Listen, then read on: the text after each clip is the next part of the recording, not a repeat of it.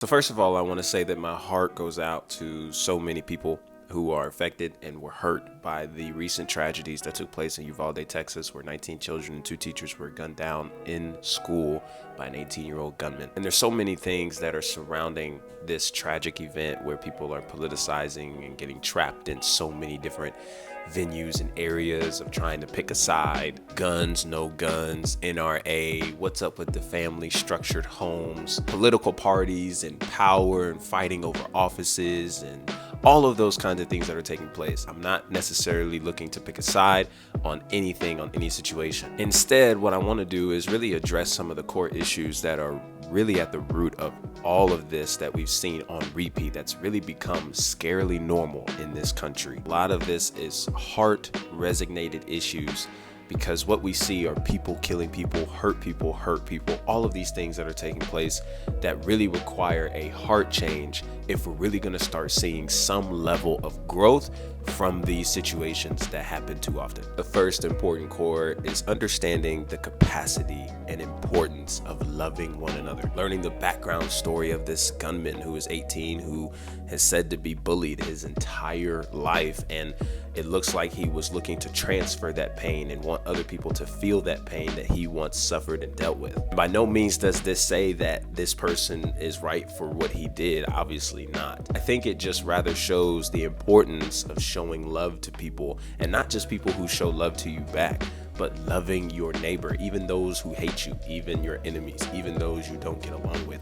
Love inspires so much more than hate ever could. If you're a believer catching this video, Jesus makes it really clear that we ought to walk in love towards everyone. He even mentions, what good does it do you to love those who love you back, right? The challenge is to love those who don't love you back, because that's when love really speaks for itself. Even looking at when he calls his disciples in John 13, verse 35, by this shall all men know that you are my disciples, if you have love one for another. So love your family, love your friends, love those who are around you, but also show love to those who really don't bother to show love back to you. Love others in spite of what they do to you, not because of what they do for you or what they do to you. But hey, listen, I'm gonna be honest. I think the second part is this idea of truth, right? I believe that a lot of this, your truth versus my truth, when we can start considering these kinds of actions and these kinds of incidents, this is where that whole philosophy just crumbles and falls apart. There's so many people to walk around with this idea of their own definition of good or their own definition of truth, or hey, your truth may not be my truth, but let's just walk in our truths together.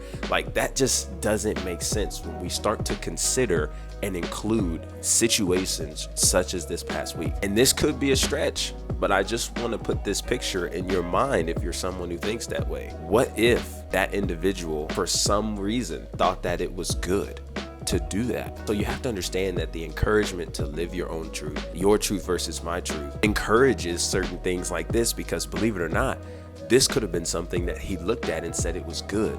But now we're all, as a national response, is looking at this as like, this wasn't the move. Truth stands for what it is, even in the midst of actions and certain things that transpire like this. And truth is that there is a higher truth, a greater truth, an ultimate truth that we all ought to pursue. And this is really how I know that there is an ultimate truth and a greater truth to pursue, that being the ultimate creator and God through Jesus Christ. And that's because of the national response that we've seen from so many people. Think about it. The uproars, the cries, the hurt, the heartbreak, the search and seek for justice has been on everyone's mind this past week. And I am someone who wants to lean on this understanding that these things prove that God exists and they don't disprove it. So I know a lot of the problems that you or others around you may have is like, how could you believe in a God who allows this to happen? Yeah, you say he didn't cause it, but he didn't stop it, so he's just as big of the blame. How could you even serve a God that allows children to die? Like, that's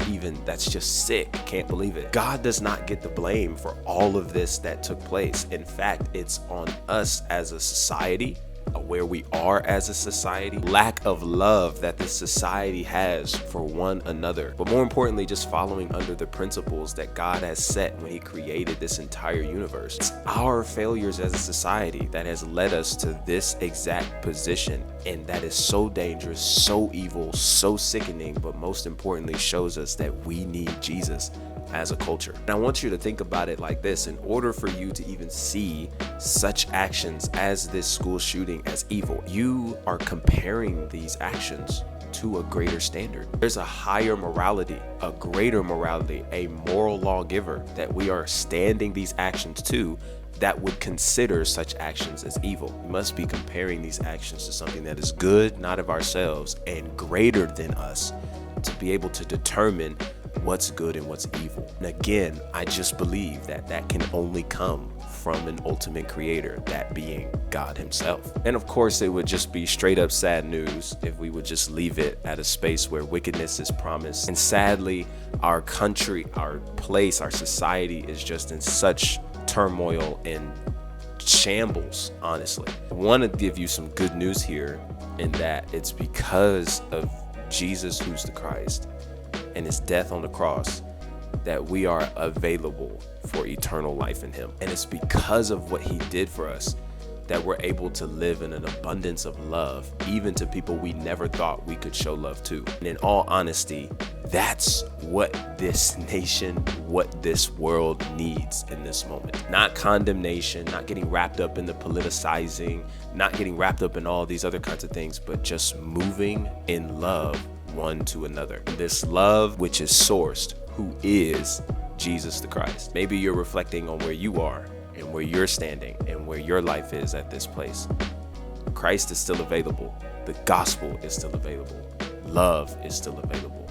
And you are still available for eternal life, redemption, and forgiveness at the hands of Christ. We really do need to do better as a society, as a people, to love one another, to love our neighbor, to love people around us, because in the end, love is greater than death itself. So love Jesus, love people, love your neighbor, love your enemies, for love inspires so much more than our condemnation ever could. And yeah, that's kind of all I got on this response. But be sure to check out the links below if you want to follow me on social media, all of that other good stuff. And as always, until next time, be easy and be breezy. Peace.